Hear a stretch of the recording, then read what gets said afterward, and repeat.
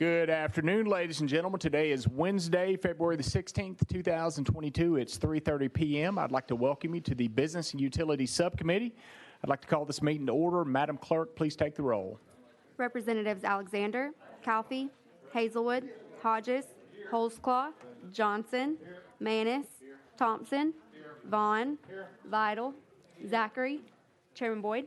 Here. Mr. Chairman, you have a quorum. Thank you, Madam Clerk. Members, before we get started today, do we have any personal orders? I would like to recognize a young man that's from the district today, Aiden McDowell's visiting with me. If you like him, feel welcome.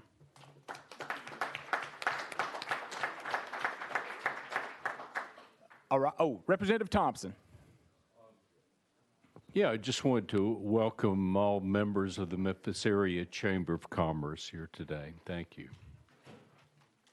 All right. If there's nothing else, we do have a few administrative items we need to take care of, and that is item number 3 has been rolled 1 week. And we do have a calendar. Let's go ahead and take that up. Item number 1, House Bill 2176. Representative Campbell, you are recognized. We have a motion. We have a second. Representative Campbell, you recognized on your bill. Thank you, Mr. Chairman and members. This bill is an administration bill. It amends last year's Tennessee Registered Apprenticeship Program Act. This removes the specific youth apprenticeship category references as required by the United States Department of Labor as part of Tennessee's path to becoming a state apprenticeship agency, and this change does not affect the age qualification for apprentices. Thank you. Sponsor, thank you for that explanation. Members, do we have any question for the sponsor on his bill? If not, we are voting to send House Bill 2176 to full commerce. All in favor say aye. Aye. All opposed say no. The ayes have it. Your bill's on its way to full commerce. Thank you. Next up is item number 2. That's House Bill 1713 by Speaker Marsh. We have a motion. We have a second. Speaker Marsh, you are recognized on your bill. Thank you, Mr. Chairman. Before I get started, I want to tell you all how much I miss being on this committee and that you're doing a great job. Speaker, we miss you on this committee. Please vote yes. Mr. Chairman, this bill makes government work better by allowing the Utility Management Review Board to initiate either a consolidation or a merger among utility districts that benefit the ratepayers of a financially distressed district. Before the UMRB can finalize the merger, a feasibility study must be completed that recommends the merger. A public hearing shall be conducted in the financially distressed district, and the UMRB board must make a determination that the merger is in the best interest of the ratepayers. Furthermore, the bill clarifies that the utility district revitalization fund can be used to mitigate short-term financial impacts from the board-initiated consolidation or merger. With that, I'll answer any questions. Speaker Marsh, thank you for that explanation. And because of these hearings we've been having, we should all know what the UMRB is. And do we have any questions for Speaker Marsh? If not, and Speaker Marsh, the Comptroller's Office has been by, and they have assured me that this is a terrific bill. And so, members, we are voting on House Bill 1713 to send it to full commerce. All in favor say aye. Aye. All opposed say no. Ayes have it. Bill goes to full commerce. Thank you, Mr. Chairman. Members. Next up is item number 4. That's House Bill 1904 by Chairman Faison. We have a motion. We have a second. Chairman Faison, you recognized on your bill. Thank you, Mr. Chair, Committee. Very good to be with y'all today. House Bill 1904 is a bill that seeks to shrink the size and scope of government by allowing a sterilizer to be that is recognized by the FDA to be able to be used in the state of Tennessee.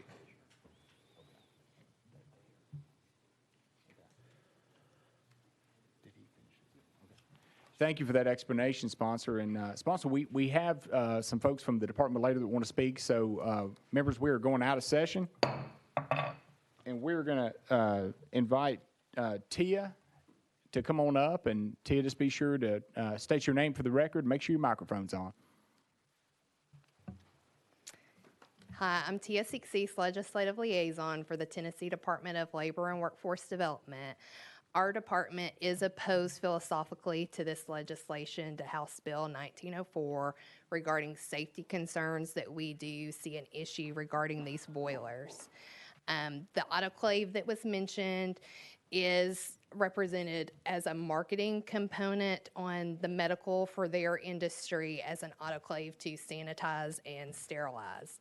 But when it's regarding the boilers and where it actually comes down for us, our issue with the legislation is regarding the ability to properly inspect these devices, that there are two boilers, that there is the top unfired pressure vessel that's actually sanitizing and sterilizing, as well as the bottom has a power boiler. And for us, that's our larger concern, is to being able to do the proper inspection and see all of the components of that bottom power boiler. That we do feel that the request to meet the manufacturer's recommendations, as is noted in the language, does not allow for that proper inspection, especially in this case. The client that has requested this legislation does use 0 inches is their manufacturer's recommendation for clearance, and for us, that does not allow for us to complete a thorough and proper inspection to see all the components that we technically review to make sure that they're all safe. Another piece that I do want to touch on as well is, I know the conversation has been had about the technology and components there. For us, technology-wise, our board are the experts for the state when it comes to boilers and the technology there, and that's our Tennessee Board of Boiler Safety, as well as our reference to the standards that we follow go back to the national board standard. And the national standard is something that's reviewed every 2 years, along with the American Society of Mechanical Engineers. They review all the components for these boilers that are out there, everything from pre-construction to post-installation, because as soon as a boiler is turned on and begins service, that it begins to deteriorate at that time. And so we just want to come to you all that we do have safety concerns about being able to properly inspect the devices. And we're here to take any questions. Tia, thank you for coming to talk with us. Members, do we have any questions for Tia at this time? If not, Tia, thank you for coming. We are back in session. Chairman Faison, you recognized on your bill. Thank you, Mr. Chair.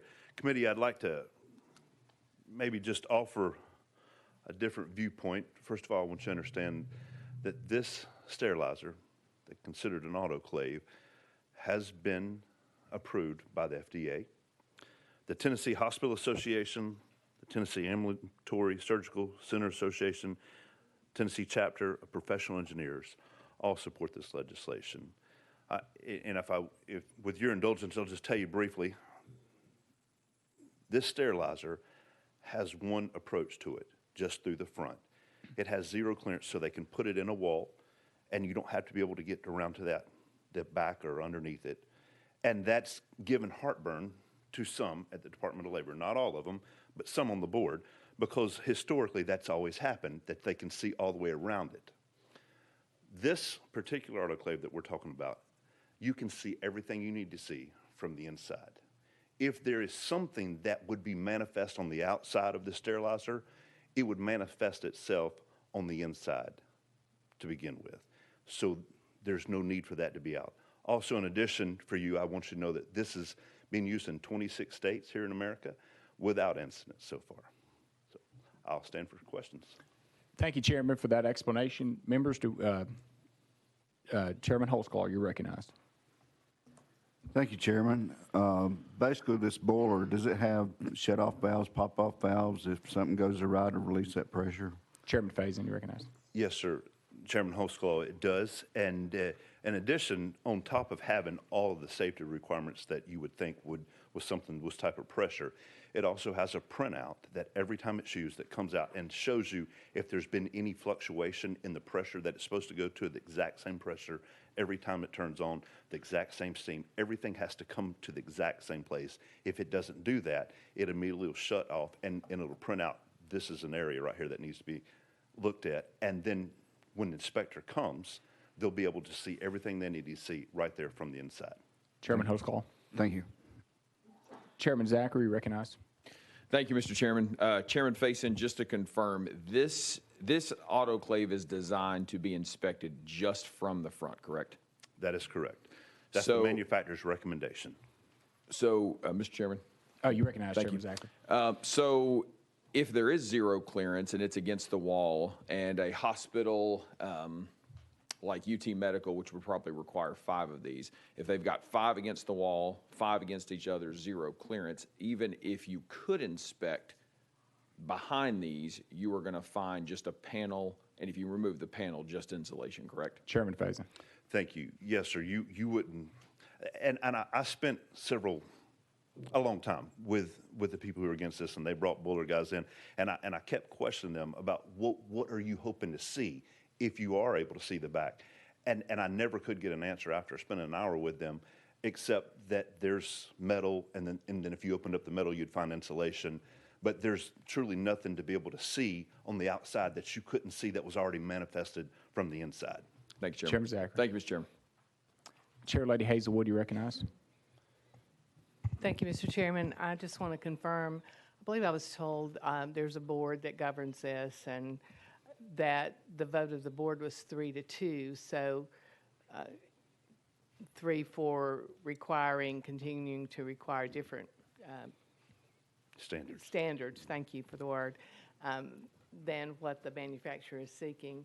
But that shows me that even on the board, those folks who deal with this on a daily basis, it was a very close vote. And again, I guess I want us to make sure, obviously, we want to keep everybody safe in Tennessee, do everything that we can. But these are primarily in hospitals and healthcare facilities, spaces at a premium. So requiring additional space between these, I think it might keep a hospital from having 2 of these. They might have to just have 1. That slows down the whole process. And I think it can be, in my view, it's a little bit of overregulation. So I'll be supporting your bill. Thank you. Chairman Faison. I thank you for that, Chair Lady Hazelwood. And I would remind you all that the Tennessee Hospital Association is comfortable with the notion that the FDA has regulated this. The manufacturer who has a patent on this has been able to get the license to create this piece of equipment that sterilizes these medical things, that people who are wanting the Tennessee Hospital Association is comfortable with that. Thank you. Chairman Faison, appreciate that explanation. And some folks came by and put on a good demonstration in my office. We actually used a box, and they kind of showed me, and I'm inclined to support this bill, too. It makes sense, and that's the great thing about being a lawmaker is we make the laws. So, members, do we have any more questions for Chairman Faison? If not, we are voting to send House Bill 1904 to full commerce. All in favor say aye. Aye. All opposed say no. Ayes have it. Chairman, your bill is on its way to full commerce. Next up is item number 5. That is House Bill 2352 by Representative Garrett. Representative Garrett, you are recognized. Members, do we have a motion or a second? We have a motion. We have a second. Representative Garrett recognized on your bill. Thank you, Mr. Chairman and committee. This legislation was brought to me by the Cemetery Association, so please, please, please don't kill my bill. That was flat, wasn't it? You sure? Yeah, the cold wind pursues. Please proceed, Chairman. My first job, believe it or not, was in the funeral business. We still have a funeral home that bears my family's name. And so I've got a little bit of experience in this background and what happens in funeral homes, that they can actually sell their funerals on a pre-need basis. There's 2 ways you can do that. One way is through a life insurance vehicle. The second way is they provide the money to the funeral home. They put that money in trust, and the funeral homes can actually pool those monies together in trust and save on cost. The cemeteries can't do that. So that's all this bill does. Cemeteries can do the same thing. They can accept payment for a plot or whatnot in the same fashion. They just cannot pool the trust funds together, and they have a lot more of expense administering those trusts. So what this does is does the same thing the funeral homes can do. So with that, Mr. Chairman, I'll be happy to answer any questions. Sponsor, thank you for that explanation. Members of the committee, do we have any questions for the sponsor? Chairman Vaughn, you're recognized. Thank you, Mr. Chairman. I appreciate you bringing this legislation forward. I've been dying to see this problem solved. Thank you. I bet in 2 you want me to bury my pants, but somehow I bet I could resurrect them. So anymore. Members, do we have any more questions for the sponsor? If not, we are voting on House Bill 2352. All in favor say aye. Aye. All opposed say no. The ayes have it. Representative Garrett, your bill is on its way to full commerce. Thank you, Mr. Chairman of the committee. Next up, members, is item number 6. That's House Bill 2587 by Representative Smith. We have a motion. We have a second. Representative Smith, you're recognized on your bill. Thank you, Chairman. Thank you, committee. This is a bill that we have approved for at least 3 years that I've been here. And this is a license that sought anyone who sells more than 5 cars in the state of Tennessee has to have a special license for a 1 year or one event that's required. In Chattanooga, there is the Chattanooga Motor Car Festival. It has generated, this past year, it was over $300,000 for a charity for neurological and stroke advanced technology and research treatment. And the Motor Car Festival for the state of Tennessee generated $16.9 million in sales for the 2-day event. So quite a bit of sales tax revenue. So we're tickled to be a contributing event. But I'll be happy to answer any questions. This is a local bill, and it will go into effect on October the 6th, and it's repealed on October the 17th, 2022, because the event occurs during that week of time. Thank you, sponsor, for that explanation. Members of the committee, do we have any questions for the sponsor? Question has been called for. Without objection, we are voting on House Bill 2587. All in favor say aye. Aye. All opposed say no. The ayes have it. Representative Smith, your bill is on its way to full commerce. Thank you, committee and chairman. Next up is House Bill, it's item number 7, House Bill 2315 by Representative Darby. We have a motion. We have a second. Representative Darby, you're recognized on your bill. Thank you, Mr. Chairman. Not many times you get a chance to bring a bill and get to scream right out of the gate that this bill is full of crap. But we've got a great bill here, and this will allow permission from the Tennessee Public Utility Commission for the investor-owned natural gas companies to come to the table and ask the TPUC for approval of these innovative natural gas resources. And with that, I'll stand for Thank questions. you for that brief explanation, sponsor. Members, do we have any questions or puns for the sponsor? Representative Thompson, you recognize. No puns, sorry. Let's see, I understand by the fiscal note this affects 6 different utilities, is that correct? Representative Darby, you recognize. Thank you, sir. There's 3 privately owned gas companies in the state, and there's 400 of operational, let me rephrase that. There's 200 operational gas utilities that are using renewable natural gas in the country, with a planned 258 more. So, yes, they just got to have the permission to move discussion on the table. Representative Thompson, anything else? Thank you. Okay. Members? Chairman Holsclaw, you recognize. Thank you, Chairman. Do you plan on being a major supplier of this? Representative Darby, you recognize. Yes, sir. I think that the price tag to this for the farmers and what that they can gain from that. I'm a small percentage owner in Kansas of a feed yard, and they're looking at this heavily. So I think it's got a big price tag for the people that are producing the manure. Chairman Holsclaw. Thank you, sir. Chairman Devon. Thank you, Chairman. And Representative Darby, I think one of the first things you need to be reminded of is we are the only funny people in the room, so please, whenever you bring it, just know. We don't accept competitors in here, okay? My question, though, is a little bit about the bill itself, because I think it is an extraordinary opportunity. Could you talk about some of these alternative production facilities and the type places that would be looking to get this natural, I guess, yeah, it would be naturally occurring, but alternative energy sources into the system? Representative Darby. Thank you, Mr. Chairman. Yes, sir. The rural areas, we've got so much. I mean, it's black gold where I'm from. You know, you got a nauseous smell, and you got an asset here that could use that to produce renewable energy. And then Representative Terry, even in your urban areas, this they've got landfill where it's producing the methane gas there that's causing disturbances where he lives.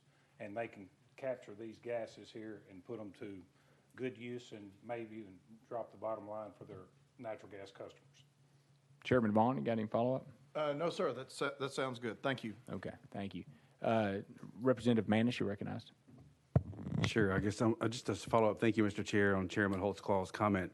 To my fellow freshmen, it sounds like this legislation is really full. It sounds like you're really full of this product.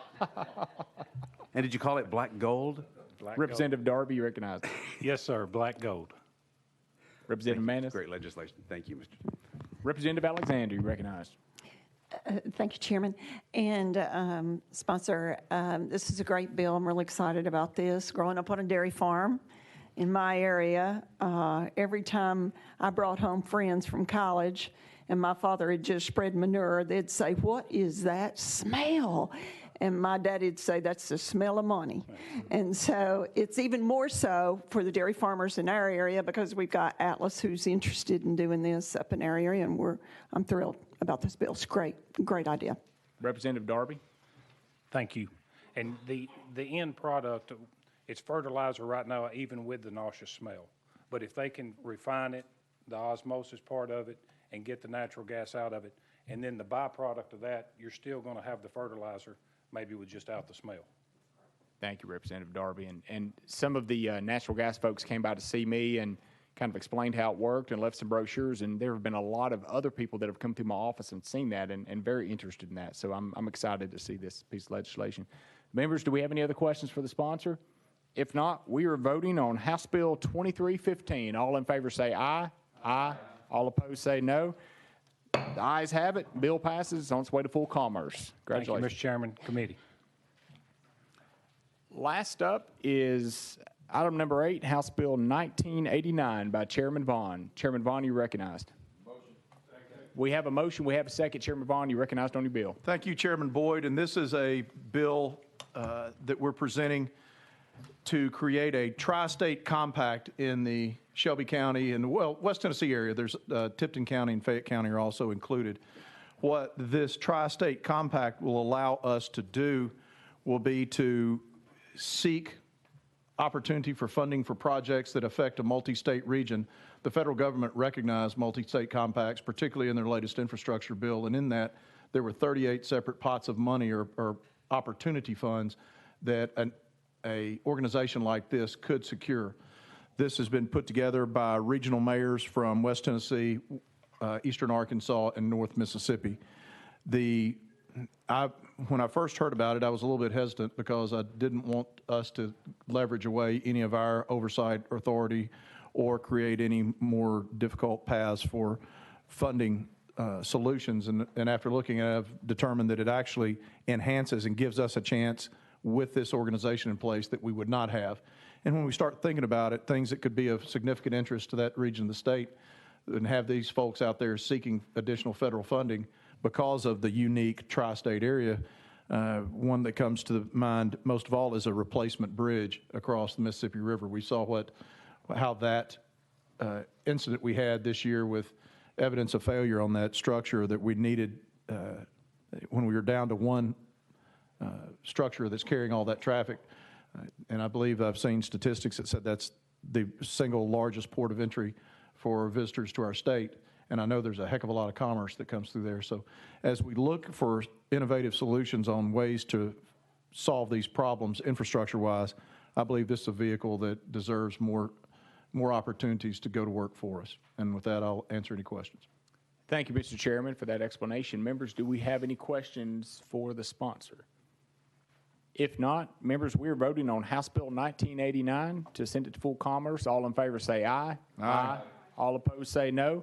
The ayes have it. The bill passes. It's on its way to full commerce. Thank you, members, Chairman if and we committee. have no other business today, then without objection, this meeting is adjourned.